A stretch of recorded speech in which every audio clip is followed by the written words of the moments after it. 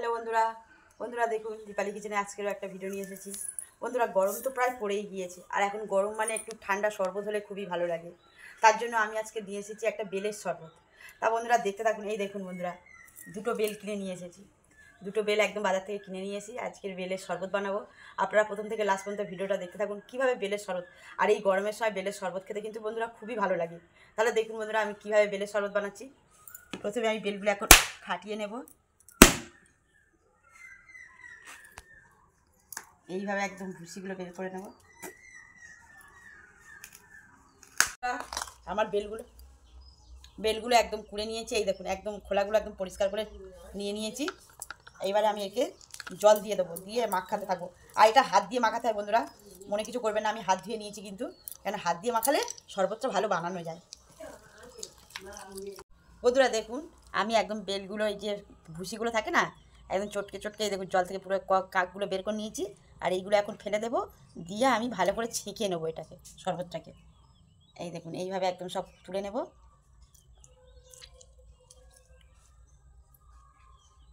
আর এটা ছেঁকে নিলে তবে শরবতটা খেতে ভালো লাগবে। বন্ধুরা দেখুন আমি তো ছিবড়েগুলো একদম হাত দিয়ে ছেঁকে নিয়েছি। আর একটা গামলা নিয়েছি, আর মধ্যে ছেঁকনি নিয়েছি, ছেঁকনি দিয়ে ছেঁকে নেব। আর বন্ধুরা বেলের পানাটা যদি বাড়িতে করে খাওয়া যায় খুবই ভালো হয়, কেন দোকান থেকে একটা রাস্তায় ধুলো বাড়ি থাকে। আর বাড়িতে যদি এইভাবে তৈরি করা যায়, এটা মানে একদম কোনো শরীরে প্রবলেম হবে না। এইভাবে আমি এইভাবে ছেঁকে নেবো। এই দেখুন বন্ধুরা, এই দেখুন বন্ধুরা দেখুন আমি একদম ছাঁকনি দিয়ে ছেঁকে নিয়েছি। এই দেখুন সব ছেঁকে একদম মোটা করে সুন্দর করে নিয়েছি। আর কত সুন্দর লাগছে দেখুন। এবার আমি এবার এটাকে তৈরি করে দেখাবো, তার জন্য আমি হাতটা দিয়ে ততক্ষণ ফ্রেশ হয়নি। বন্ধুরা দেখুন আমি একদম ছেঁকে তো রেডি করে দেখিয়ে দিয়েছি। এবার আমি কী কী দিচ্ছি এর মধ্যে দেখে নিন। এই দেখুন, আর এই শরবতে একটু বরফ না দিলে ঠিক শরবতটা ভালো লাগে না, যার জন্য আমি বরফ নিয়ে নিয়েছি, বরফ দিয়ে দিচ্ছি।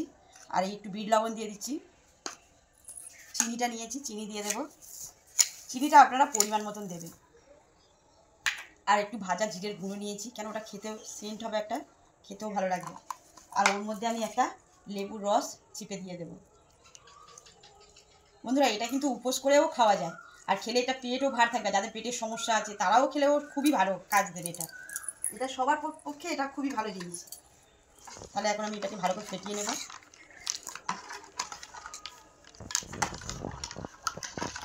বন্ধুরা দেখুন এখন সব কিছু মশলা দিয়ে তো ফেটিয়ে নিয়েছি শরবতটাকে।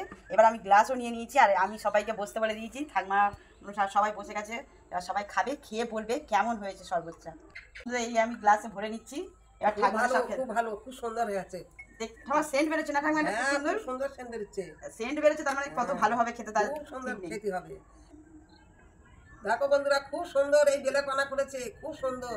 আপনারা দেখুন দেখুন ভালো হয়েছে, খুব সুন্দর খুব সুন্দর। ঠাকমা আগে খেয়ে দেখো, খেয়ে তারপর বলো বন্ধুদেরকে কেমন হয়েছে। খুব সুন্দর হয়েছে, আগে খেয়ে দেখো। আচ্ছা শুনে অনেক সুন্দর হয়েছে। দেখো ঠাকমা খাও, ঠাকমা ঠাকমা হাতে করে, হাতে না মশা খুব ভালো। দেখো দেখো দেখো নাকি আগে মুখে দাও, মুখে দাও, মুখে দিয়ে দেখো, মুখে দিয়ে দেখো কেমন লাগছে খেতে, কেমন লাগছে। খুব ভালো, খুব দোকানের মতো ভালো লাগছে, খুব সুন্দর, খুব সুন্দর। দাও আগে মুখে দাও, তুমি ওই দিয়েছো। বন্ধুরা দেখুন সবাইকে দিয়েছি, সবাই বলছে খুব ভালো হয়েছে। আমিও আর থাকতে পারলাম না, আমিও গ্লাসে নিয়ে নিয়েছি, আমিও খাচ্ছি, একটু খেয়ে দেখছি কেমন হয়েছে।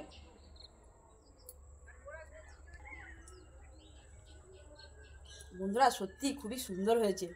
এইভাবে আমি যেভাবে বানালাম আপনারাও এইভাবে।